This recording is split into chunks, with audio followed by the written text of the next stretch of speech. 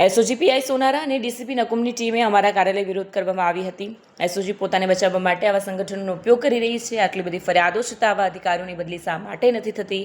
આજે કોંગ્રેસ કાર્યાલય પર આ બે અધિકારીઓના ફોટાવાળા સ્ટીકર ઓફિસમાં લગાવી ગયા। એસઓજી આવા સંગઠનોને મોકલી કોંગ્રેસને દડાવવાનો પ્રયાસ કરી રહી છે।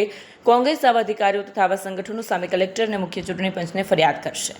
આજે સુરત કોંગ્રેસ ઓફિસ ઉપર જ્યારે અમે પ્રચાર કરી રહ્યા છે ત્યારે કેટલાક લેભાગુ તત્વો જે રાષ્ટ્રીય બજરંગ દળ કરીને લઈને આવેલા હતા અને ખૂબ મોટી રેલી લઈને આવેલા હતા, એ બચાવવા માટે સોનારાને અને નકુમને બચાવવા માટે જે એસઓજીના છે, જેઓ કોંગ્રેસ પાર્ટીના ઉમેદવારોને ધમકાવે છે, નેતાઓને ઉપર ખોટા કેસો કરવાની ધમકી આપે છે કે ચૂંટણી પછી જોઈ લેશું એ લોકોને, ને પોતાની જાતને બચાવવા માટે આ રીતની જે રીતે ચલાવી રહ્યા છે અને અમારા ઉમેદવારોને ધમકી આપી રહ્યા, તેઓને લઈને આજે આવ્યા હતા અને તેઓ હિન્દુ મુસલમાન કરવા માટેની પ્રયાસ કરી રહ્યા છે, જેથી કે ચૂંટણીની અંદર હિન્દુ મુસલમાન ભારતીય જનતા પાર્ટી હારી રહી છે અને હારવાના કારણે તેઓ એન કેન પ્રકારે આવા પ્રોપેગેન્ડા ઊભા કરી અને ચૂંટણી ડાયવર્ટ કરવાની કોશિશ કરી રહ્યા છે। ત્યારે હું મુખ્ય ચૂંટણી કમિશનર સાહેબને કહું છું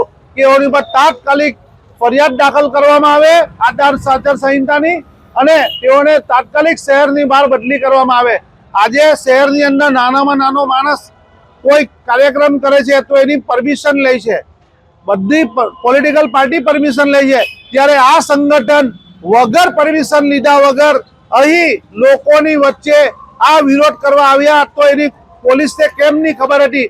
કારણ કે આ એસઓજીએ આ કાવતરા રૂપે આ કામ કરાયું છે અને અમે એના ઉપર સીધો આક્ષેપ કરીએ છીએ કે આ લોકોના ફોન તપાસવામાં આવે, આ લોકોને તપાસવામાં આવે, આ લોકોએ જ કરાયું છે।